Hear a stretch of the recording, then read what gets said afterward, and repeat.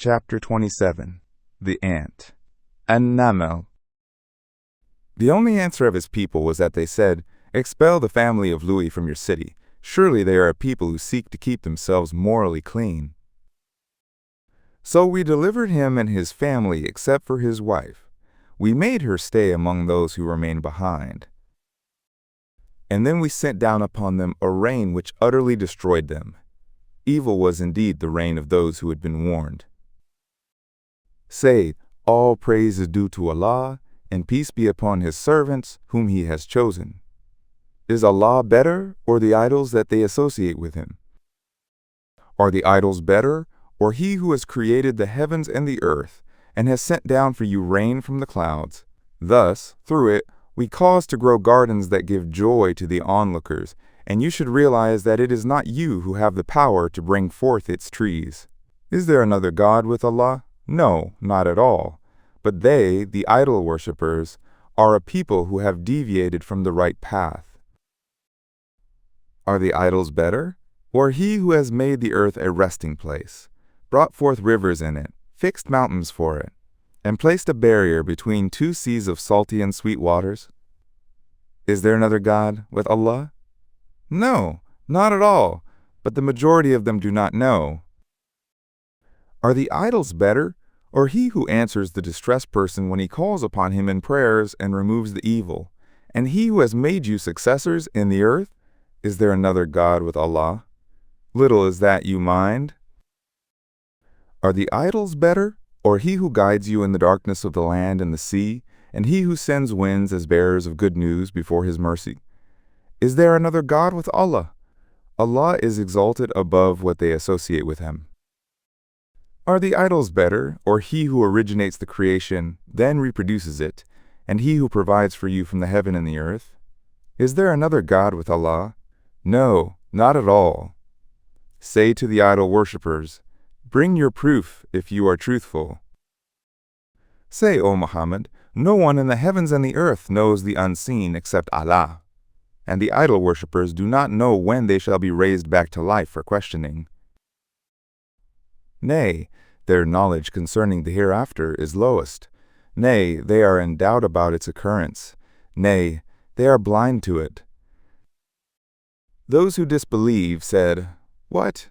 When we have turned into dust, and also our fathers who died long ago, shall we really be brought forth from our graves? We and our fathers before us were warned about this resurrection. These are nothing but stories of the ancient times." Say, O Muhammad, travel in the earth and see for yourselves what was the end of the guilty people. O Muhammad, grieve not for them, and do not feel annoyed for what they plan. They say, "When will this threat come to pass, if you are truthful?" Say, possible some of the punishment that you seek to hasten has drawn near to you in this very life. Your Lord, O Muhammad, is the Lord of grace and favors towards the people, but unfortunately, most of them are ungrateful. Your Lord surely knows what their hearts conceal and what they manifest with their words. There is nothing hidden in the heaven and the earth, but that it is in the clear book, i.e., in the knowledge of your Lord. Surely this Quran narrates to the Israelites concerning most of what they differ in with you and the Christians. It surely is a guidance and mercy for the believers. Surely your Lord, O Muhammad, will judge between them by his judgment, and he is the mighty, the all-knowing. Therefore, put your trust in Allah. Surely you are on the clear truth path. Surely you, O Muhammad, cannot guide the dead, neither can you make the deaf hear the call when they knowingly retreat from the truth. Nor can you guide the blind out of their error. O Muhammad, you cannot guide anyone but those who willingly listen and believe in our obvious signs, e.g., the heavens, the earth, and their own body, and so they submit to the truth. When the final word, i.e., the judgment, shall come to pass against them, we shall bring forth for them a great sign in the form of a creature from the earth that shall speak to them because the people were not believing in our obvious signs. And be informed of the day we shall bring from every nation only a group from those who rejected our signs, and then they shall be formed into groups of their own. Then when they come together, he, i.e. God, will say, "Did you reject my signs while you had no knowledge of them, because you did not even care to listen and think over them? What else did you do other than reject the signs blindly?"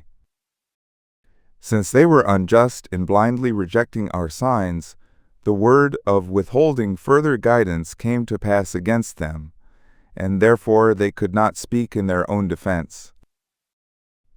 Did they not consider that we made the night such that they may rest in it, and the day such that it gives light, so that they may see the signs of God's power and glory in the space and the world around them? Surely in this are signs for the people who believe. On the day when the trumpet shall be blown, then all those in the heavens and the earth shall be terrified, except those whom Allah wishes to protect from its terrifying effect. And all shall at that time come to him abased. O Muhammad, you see the mountains, and you think that they are fixed in their place, but they are in reality moving like the movement of the clouds. It is the handiwork of Allah who has made everything perfect. He surely is aware of what you do. Whosoever comes to him with the good deeds shall be rewarded with better than that, and they shall be protected from the terrifying effect of that day. But whosoever comes to him with evil deeds shall be thrown into the fire on their faces. It shall be announced, "Should you be compensated except for the way you behaved?" The Prophet Muhammad was ordered to say, "I have been commanded to worship the Lord of this city of Mecca, which he has made it a sanctuary, and all things belong to him. I have been commanded to be one of those who submit themselves to his will, and that I should recite the Quran.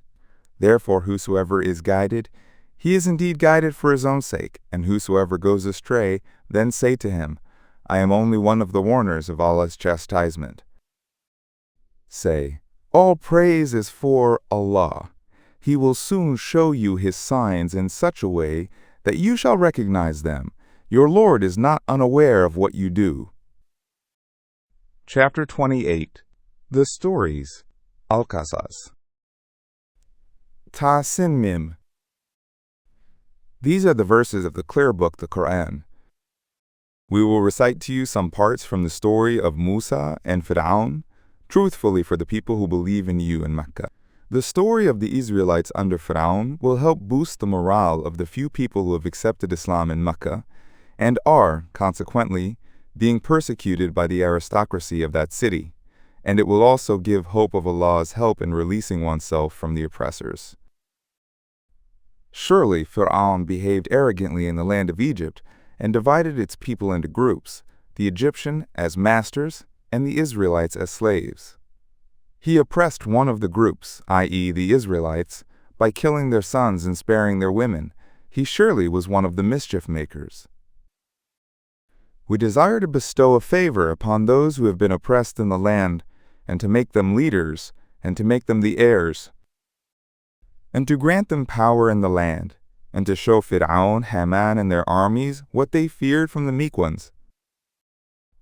In such circumstances, Musa's mother became pregnant and gave birth to him. She feared for her newborn child, and therefore we revealed to Musa's mother, saying, "Suckle him, and when you fear for him that be discovered, cast him into the river, and do not fear or feel sorrow for him. We shall surely return him to you, and we shall appoint him as one of the messengers." Musa's mother placed him in a box and cast it into the river. The box flowed close to the palace grounds where the servants spotted it, who then brought it ashore, and lo, there was a baby boy in it. Fir'aun's family found him and suspected the child to be an enemy and a cause of grief for them. Fir'aun, Haman, and their armies were surely wrong in their plot to kill all firstborn male Israelite children. But when Fir'aun's wife looked at the infant, she was overcome by love for him by the will of God, and said to her husband, "He is a delight of an eye for me and you. Please do not kill him. He may be useful to us, or we may even adopt him as a son." Faced with an emotional appeal from his wife, Fir'aun and his advisors did not know what to do. On the other side, the heart of Musa's mother was free from worry and anxiety. She would have almost disclosed her child's birth had we not strengthened her heart by our promise of protection, so that she may be of those who believe in our promises. When she put the child in the river, she said to Musa's sister, "Follow him." So she watched him from a distance while they, i.e. Fir'aun's people, were not aware of her presence. Once Fir'aun's wife took charge of the infant, her first thought was to find a nurse to suckle him. But we ordained that he would refuse from before to be suckled by any foster mother. Many wet nurses tried without success in suckling Musa. Finally, Musa's sister said, "Shall I direct you to a household whose members would take charge of him for you, and they will be his well-wishers?" They accepted her assistance. She obviously brought her mother as the potential foster mother. She took the baby in her lap, and lo, she succeeded in suckling him. Fir'aun's wife gave Musa into the care of his own mother. Thus we returned him to his mother, so that her eyes be delightful, and she may not feel unhappy, and so that she may know that the promise of Allah is indeed true. But most of them do not realize that fact. When he attained his maturity and grew up into a strong young man, we gave him wisdom and knowledge. Thus do we reward the good doers. The palace of Fir'aun was away from the city. One day Musa decided to go to the city by himself, and he entered the city while its people were unaware, i.e. they were resting in their homes in the afternoon or at night. He found two persons fighting each other. One was from his party, i.e. an Israelite, and the other was from his enemies, i.e. an Egyptian. When the person who was of his party saw Musa, he cried out to him for help against the person who was of his enemies. So Musa struck him with his fist, and, thereby, caused his death. When Musa realized that he had accidentally caused that person's death, he said, "This quarrel between these two persons is Shaitan's doing. He is surely an obvious enemy, and one who misleads."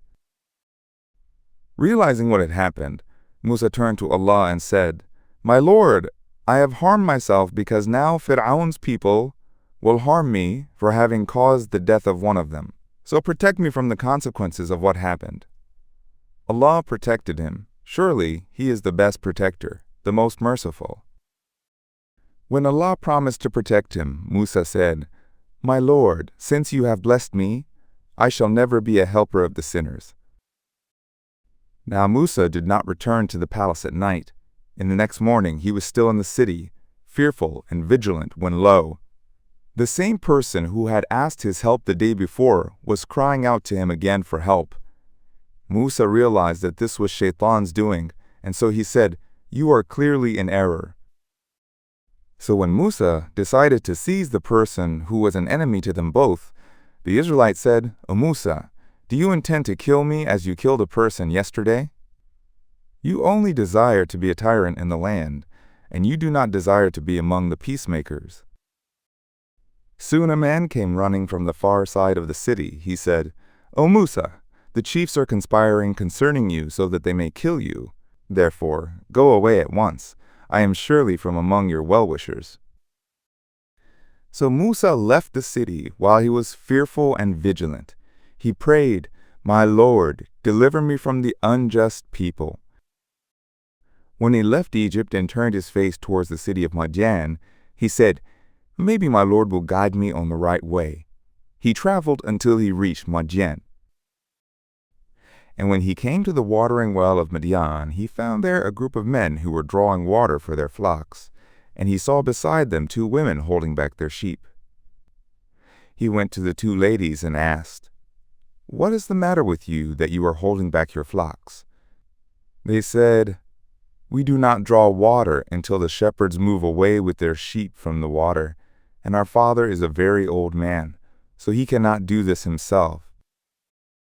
Upon realizing the modesty of the ladies, who did not like to mingle with strange men, Musa watered their sheep for them, and then he went to the shade to rest.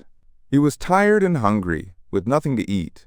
He prayed, "My Lord, I surely am in need of whatever good that you may send down upon me." As if in answer to his prayer, one of the two women whom he had helped came to him walking modestly. She said, "My father invites you so that he may recompense you with the wage of drawing water for us." The father of these two ladies was Prophet Shu'aib. So when Musa came to their father and narrated to him the story of his life and how he had to flee from Egypt, Shu'aib said, "Do not be afraid. Now you are safe from the unjust people." One of the two women said, "O my father, since we do not have a young man in the family, employ him to work for you. Surely the best person you can employ is one who is strong and trustworthy. This man has both qualities." Shu'aib said, "I wish to marry you to one of these two daughters of mine on the condition that you will work for me for 8 years. Of course, if you complete 10 years of work, then it will be of your own free will. I do not wish to be hard on you. You will find me, God willing, one of the good doers." Musa said, "Let this be an agreement between me and you. Whichever of the two terms I fulfill, there shall be no unfairness to me, and Allah is a witness to what we say." When Musa had fulfilled the term mentioned above, and while he was traveling with his family, they lost their way on a cold and dark night. Then he saw a fire on the side of the mountain. He said to his family, "I surely see a fire. You stay here while I go and seek it out. Hopefully, I may bring back to you from it some news about the way, or just a firebrand so that you may warm yourselves." So when Musa approached the fire, a voice called out from the tree at the right side of the valley in the blessed spot, "O Musa, I surely am Allah, the Lord of the universe." Allah then said, "Cast down your staff." Musa cast down the staff. When he saw it in motion as if it were a fast-moving serpent, he turned back in retreat and did not even look back. "O Musa," said God, "come forward and fear not. You are among those who are safe. Put your hand into your armpit. It will come out white and shining without any physical defect, and press your hand to the chest so that you may not be afraid. So these shall be 2 proofs from your Lord, to prove your truth to Fir'aun and his aristocracy. They indeed are a sinful people." Musa said, "My Lord, I have killed an unjust person from among them, so I fear that they might kill me." This is the first problem. Secondly, my tongue is not flawless, whereas my brother Harun is more eloquent in speech than I, therefore, send him with me as a helper who will testify to my truth. I ask all this because I fear that they, the Egyptians, will reject me. Allah said, "We shall strengthen your arm with your brother, and we shall provide both of you with support so that they shall not reach you. By our signs of power and glory, you both and whoever follows you shall be the victors." So when Musa came to the Egyptians with our clear signs, they said, "This is nothing but a forged sorcery, and we have never heard of such claims among the stories of our forefathers." So Musa said, "My Lord knows better who came in the past with guidance from him, and who shall have the ultimate blissful abode. Surely the unjust will not succeed." Fir'aun said, "O chiefs, I do not know of any God for you other than myself. So Ohomin kindle a fire for me to make bricks, then build a tower for me, so that I can get up to the God of Musa. I, however, think that he is one of the liars." Fir'aun and his armies were unfairly arrogant in the land, and they thought they would not be returned to us. Then we seized him and his soldier, and then we cast them into the sea. So see how was the end of the unjust people. Since the people refused the initial guidance, we allowed them to be leaders of those who call the people towards the fire, and on the day of resurrection they shall not be helped. In this world we have caused a curse to follow them, and on the day of resurrection they shall be of those who are disgraced. After having destroyed the past generations because of their misdeeds, there was a need to provide fresh guidance to the people. Thus we gave to Musa the book as clear arguments, guidance, and mercy for the people, so that they may be mindful. O Muhammad, neither were you on the western side of Palestine when we conveyed to Musa the command, nor were you among the witnesses of that event. And then after that, we raised generations for whom life became prolonged. O Muhammad, You were neither living among the people of Madian, reciting to them our revelations, but be assured that we were senders of messengers. Nor were you by the side of the mountain when we called upon Musa. O Muhammad, you have not been sent, but as a mercy from your Lord, to warn a people to whom no warner had come before you, hopefully, they may be mindful. Were it not for the fact that if a chastisement, in the world or the hereafter, befall them as a result of the deeds that their hands have sent before, then they would say, Our Lord, why did you not send to us a messenger so that we would have followed your verses and would have been among the believers? Had it not been for the possibility of this excuse of the unbelievers, there would have been no need to send any more messenger. But when the truth, i.e., the Quran, came to them from us, they made other excuses and said, Why is he not given the like of what was given to Musa? In response, Allah refers to the incident in which the polytheists of Mecca went to the people of the book and asked about what the Prophet ﷺ presented as revelation. The people of the book confirmed the truth of the Prophet's claim.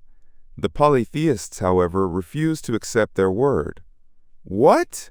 Did they not reject what had been given to Musa before? They said, the two sorceries backing one another. And they said, we surely reject all these revelations. Say, then bring a book from Allah which is a better guide than both of them, i.e., the Quran and the Tawrat, so that I may follow it if you are truthful in your rejection. If they do not answer you, then know for sure that they are only following their desires. And who is more misguided than he who follows his desires without any guidance from Allah? Allah surely does not guide the unjust people. Such people are indeed unjust because we have certainly made the word, the Quran, reach them, verses after verses, chapters after chapters, so that they may be mindful. In contrast to the polytheists of Mecca, Allah now talks about those people of the book who accepted Islam. Those whom we had given the book before the Quran, they certainly have believed in it. When it is recited to them, they said, We believe in it. Surely it is the truth from our Lord. Even before it, we indeed were among those who submit themselves to God. They shall be granted their reward twice, for they were steadfast in their faith in two books. They repel evil ignorance with good forbearance, and give in charity out of what we have given them. When they hear idle or abusive talk, they turn away from it, saying, Our deed shall be with us, and your deed shall be with you, peace be upon you. They do so to indicate that we do not wish to keep the company of such ignorant people. In short, O Muhammad, surely you cannot make a person whom you love to accept the guidance. Instead, Allah makes the guidance enter the heart of anyone whom He desires, and He knows best those who are rightly guided. The unbelievers of Mecca also made another excuse for not believing in the Prophet ﷺ. They said, If we follow the guidance with you, we shall be swept away from our city by the unbelievers. Allah responds to their excuse by saying, 1. What? Have we not provided security for them and settled them in Mecca, a safe, sacred territory, to which are drawn the fruits of the plentiful kind? This is sustenance from us, but most of them do not know or acknowledge that it is from us. 2.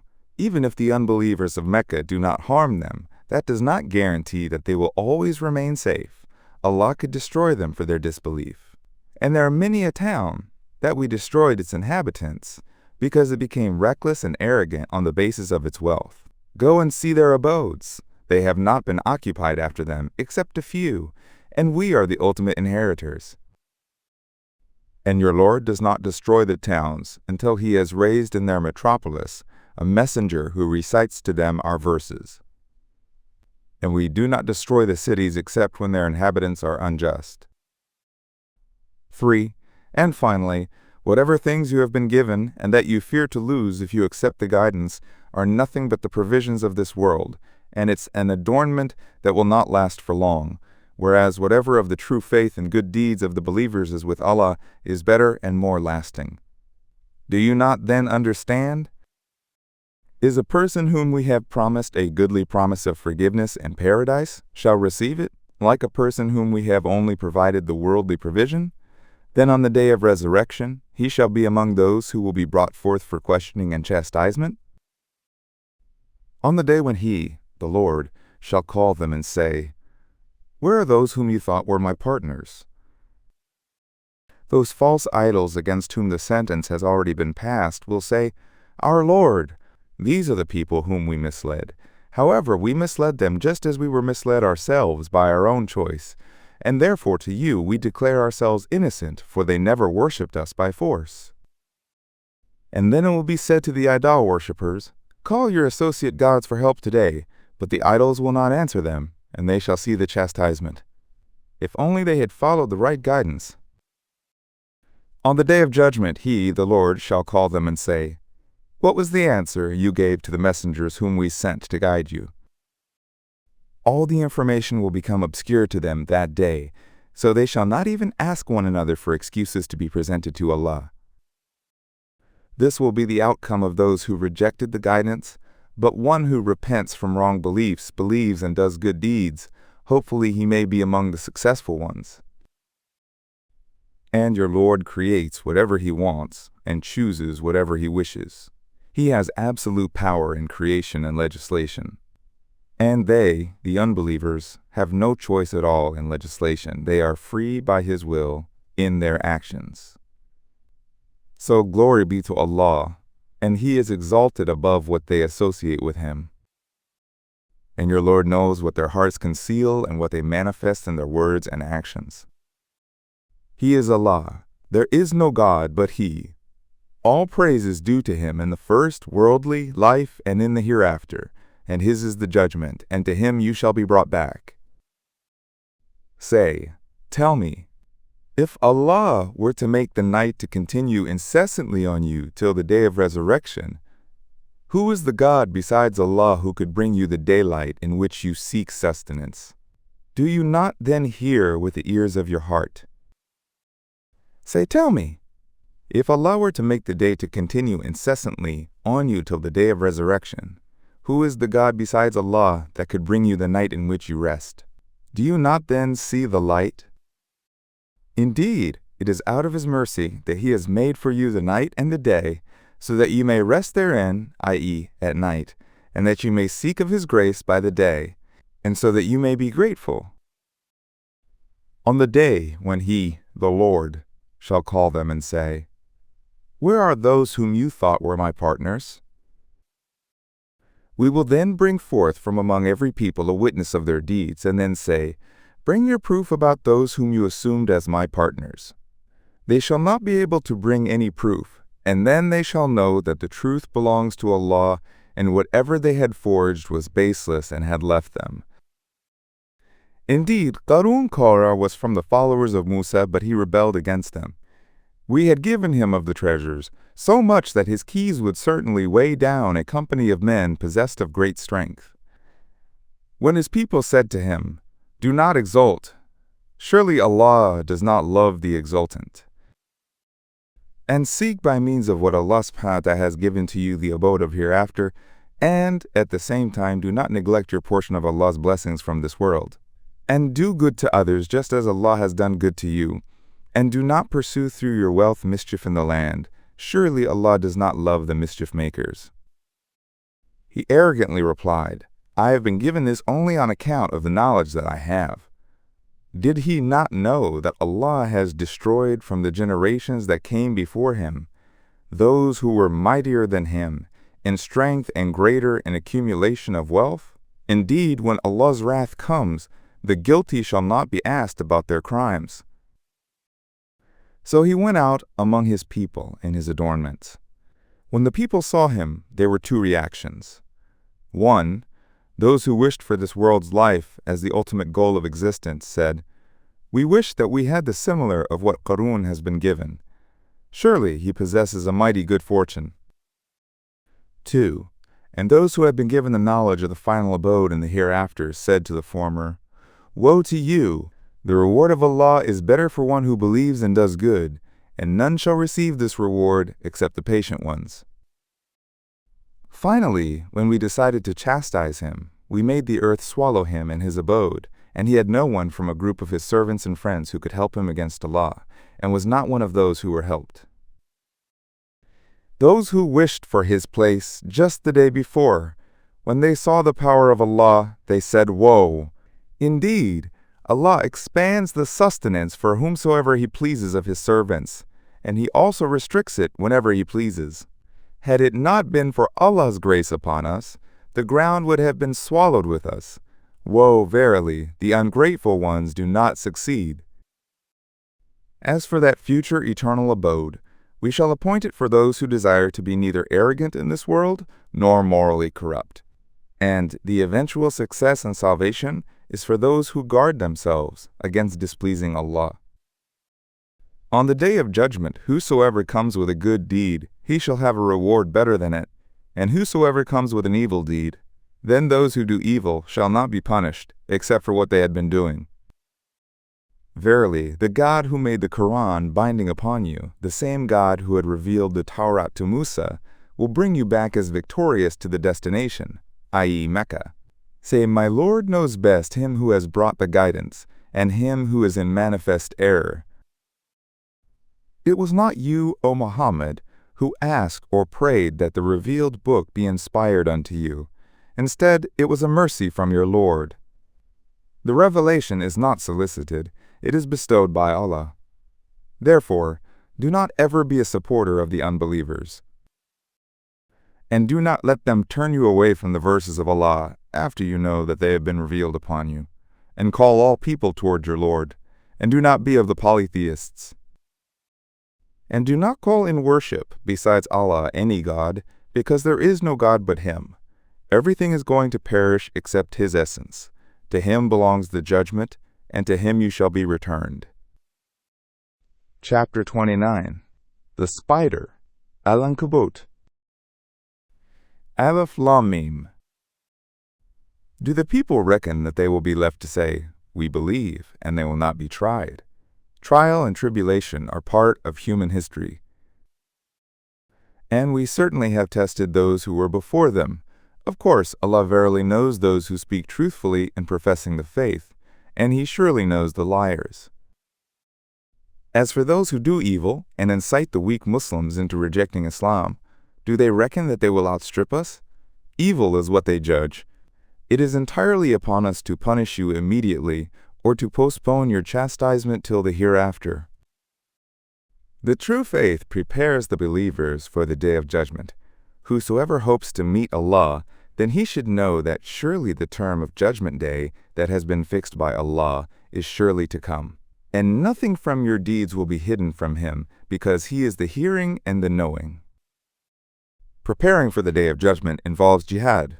Whosoever struggles spiritually as well as physically struggles only for his own gain, because surely Allah is free from the need of the universe. The consequences of jihad on the day of judgment. And those who believe and do good deeds, we shall surely acquit them of their evil deeds, and shall reward them the best of what they were doing. Some Muslims renounced Islam because of the pressure put upon them by their non-Muslim family members, especially their parents. Allah commands, "And we have enjoined the human being to be kind to his parents, but if they pressurize you to associate with me something of which you have no knowledge, then do not obey them. Remember that you all shall return unto me, and then I shall tell you what you were doing. And those who believe and do good deeds, surely we shall admit them among the righteous people. Among the people, there are some who say, We believe in Allah, but when he is persecuted in the cause of Allah, he makes the persecution of men as if it were God's chastisement. And if help comes from your Lord, he will verily say, We indeed are with you. What, does Allah not know better what is in the hearts of all beings? Allah surely knows the believers, and He knows well the hypocrites. Those who disbelieve say to those who believe, Follow our path, and we shall bear your sins. They said this to incite the weak Muslims to renounce Islam. Allah replies to their propaganda as follows. Firstly, they shall never be responsible for any of their sins at all. They surely are liars. Secondly, they shall certainly carry the burdens of their sins, and the burden of misleading others in addition to their own burdens. Thirdly, they shall verily be questioned on the day of resurrection about the lies that they were forging. We certainly sent Noah to his people. He lived among them for 1,000 years, say 50 years, conveying our message to them. Unfortunately, most did not believe, and so the deluge overtook them while they were evildoers. However, we delivered him Nuh and the inhabitants of the ark, and made it, i.e., the ark or the flood, a sign for the nations to come. We sent Ibrahim, and remember when he said to his people, "Worship Allah and guard yourselves against displeasing Him. That is better for you if you just knew. You're only worshiping idols instead of worshiping Allah, and in the process you are creating a false statement. Surely those whom you worship other than Allah do not control for you any sustenance. Therefore, seek the sustenance from Allah, and worship Him and be grateful to Him, because to Him you shall be brought back and questioned for your belief and deeds." But if you reject the concept of resurrection and the day of judgment, then I would not be surprised, because nations before you also rejected that truth, and there is no duty upon a messenger but a clear conveying of Allah's message. Have they not considered how Allah originates the creation and then reproduces it? Surely that is easy for Allah. Similarly, creating human beings and resurrecting them would be equally easy for Him. O Muhammad, say, travel in the vast earth and see how He originates the creation, and then creates the latter creation. Surely Allah has power over all things. He punishes whom He pleases, and has mercy on whom He pleases. To Him you shall be turned back. And you shall neither outwit Allah in the earth, nor in the heavens in fulfilling His promises, and you neither have a protector nor a helper other than Allah. As for those who disbelieve in the signs of Allah in this world, and in meeting Him in the hereafter, they have lost hope in my mercy, and they shall have a painful punishment. The answer of Ibrahim's people was nothing but what they said, "Kill him or burn him." So they decided to burn Ibrahim, but then Allah delivered him from the fire. And this is surely signs for the people who believe. And after Ibrahim was delivered by Allah, He said to them, "You verily have taken up idols besides Allah as a way of maintaining the friendship between yourselves in the present life, but when you face its consequences on the day of resurrection, you shall reject one another, and you shall curse one another. Your abode is indeed the fire, and you shall have no helpers." Louis believed in him and expressed his spiritual journey in the following words: "I am continuously journeying towards my Lord. He surely is the mighty, the wise." As for Ibrahim, we granted him Ishaq and Yaqub, and placed the prophethood and the scripture in his progeny. Thus we gave him his reward in this world, and in the hereafter he shall most surely be among the good doers. And remember Louis when he said to his people, "Most surely you are committing an indecent act that none of the nations have ever committed before you." What? You men approach other men with sexual intent and cut the way of procreation, and you commit the evil in your clubs? The answer of his people was nothing but what they said: "If you are of the truthful ones, then bring upon us the chastisement of Allah." Louis prayed, "My Lord, help me against the evil people." And when our messengers, i.e. the 3 angels, came to Ibrahim with the good news of the birth of a son through his wife Sarah, and they also said, "We surely are going to destroy the inhabitants of this town, i.e. Lut's people, because its inhabitants are unjust." Ibrahim, out of his concern for Louis, says, "But in it is Lut also." They replied, "We very well know who is in it. We are certainly going to deliver him and his family, except his wife. She shall be among those who remain behind." So when our messengers in the form of young men came to Louis, he was distressed for them, and he felt helpless to protect them from the evil people. Sensing his helplessness concerning them, the angel said, "Neither fear nor grieve on our account. We surely will deliver you and your family, except your wife. She shall be among those who remain behind." Surely we will cause an abomination in the form of baked stones from heaven to pour down upon the people of this town because they were transgressing God's commandments. We certainly have left a clear sign of it for people who understand. And remember when we sent to the people of Madian their brother Shu'aib, he said, O my people, serve Allah, hope for the last day, and do not act as evildoers on the earth. But they rejected him, so a severe earthquake overtook them, and they became motionless bodies in their homes. Similarly, we destroyed the Ad and Thamud, and their destruction is apparent to you from the ruins of their homes. You should reflect that it was Shaitan that had made their evil deeds seem fair and acceptable to them, and thus he prevented them from the right path, even though they had been endowed with the insight of the truth. And we similarly destroyed Qarun, Fir'aun, and Haman. Musa certainly came to them with clear arguments, but they acted arrogantly on the earth, yet they were not the victors.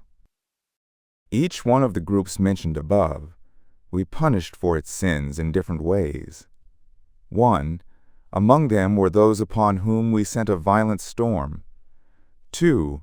Among them were those whom the rumbling of the earthquake seized. 3.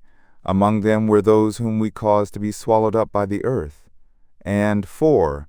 Among them were those whom we drowned. Allah did not want to be unjust to them, but they were unjust to themselves by transgressing our. The parable of those who had taken guardians other than Allah is the parable of the spider that makes the cobweb as its house. Surely the weakest of the houses is the spider's house, if they had known. Allah knows whatever thing they call upon besides Him, and He is the mighty, the wise. These are the examples that we set forth for the people, but none understands except those who are learned. Allah has created the heavens and the earth with the truth. Surely in that is a sign for the believers. Recite to the people what has been revealed to you from the book, the Quran, so that they stay away from polytheism, and establish the ritual prayer. For surely the ritual prayer keeps away the worshippers from indecent and evil deeds. Certainly the consciousness of Allah is the greatest effect of the ritual prayer, and Allah knows what you do,